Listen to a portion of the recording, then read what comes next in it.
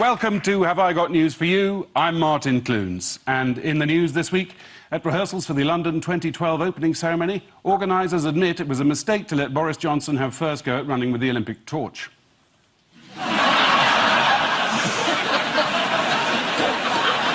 At Covent Garden, a reporter announces that celebrities who will be turning on this year's Christmas lights will be Jedward.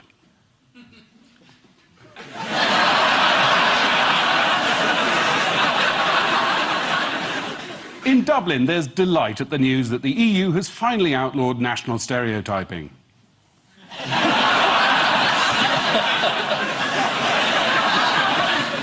After 60 years in show business, publishers scramble to buy the rights to Ronnie Corbett's diaries.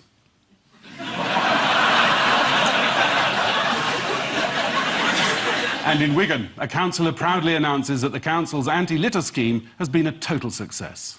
As a result, it does take quite a long time to make change, even with the best will in the world.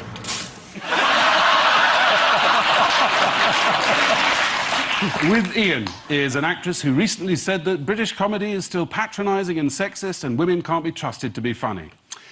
Listen, love. All you need there is a punchline, all right? Please welcome the gorgeous Rebecca Front.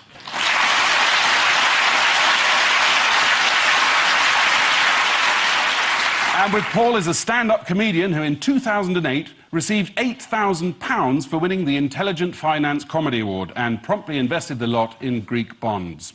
Please welcome David O'Doherty.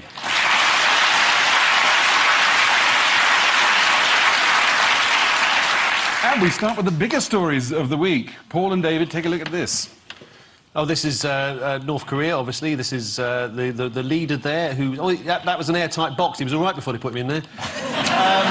Kim Jong, very ill. Yeah, that's it, yeah. So, yes, and that's his son there who parts his hair in an extraordinary way that no other person ever does, which bodes ill for the Korean people. So, yes, it's the old bloke's dead and new bloke's come in.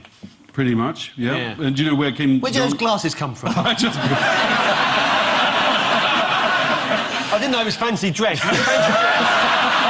The women that were weeping at the escalator was quite amusing, wasn't it? Because he'd travelled on an escalator. One of his last public appearances was visiting this department store, and they're now weeping and treating the escalator as a shrine, a moving shrine, literally. Would you like to see the last photograph taken of him? Oh, yes, please. While he was alive? Yeah. There he is. Yeah. Looking a bit Ronery.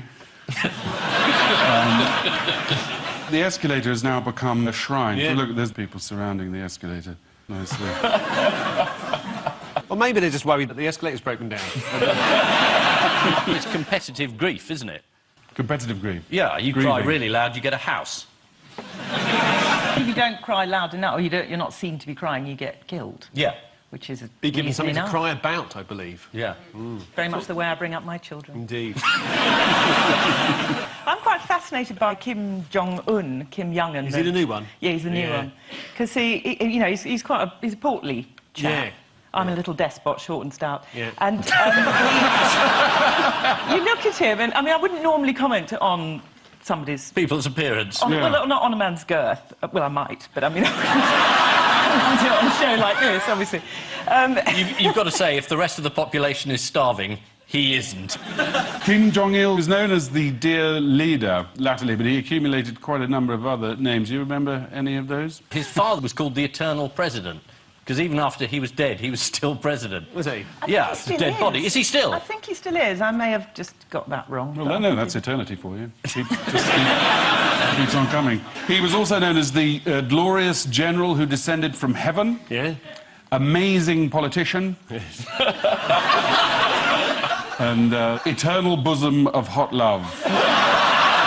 According to the official state version of events, what happened around the time of his birth? There was a star in the east. Pretty much. It was foretold by a swallow.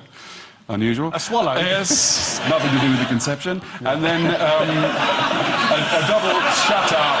Come on, it's Christmas. There was a double rainbow and a new star appeared above the mountaintop where he was born. Yeah, that's nice. Nice. Still only 1 star, though. You know, 3 stars would have been better, 5 stars is the best. Did he not play a round of golf once and got 11 holes in one, is that right? Yep.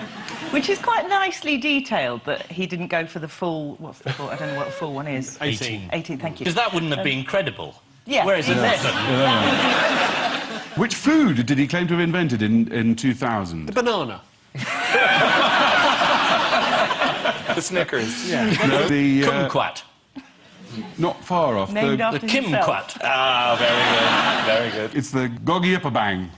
Oh, I love those! Yeah. which means 2 breads with meat, or as we would call it, a hamburger.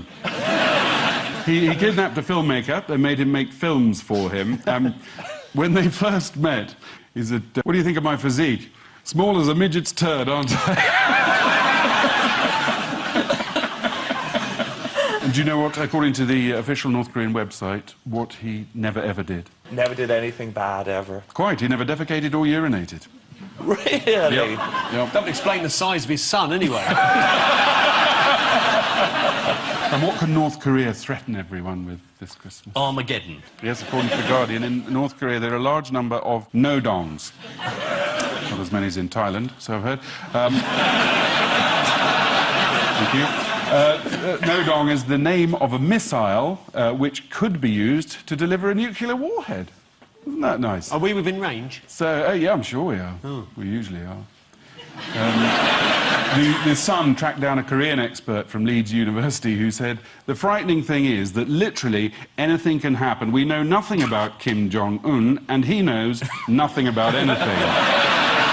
And on the subject of tyrants, which despot launched his own fashion label this week? Robert Mugabe. Yes. Is it right?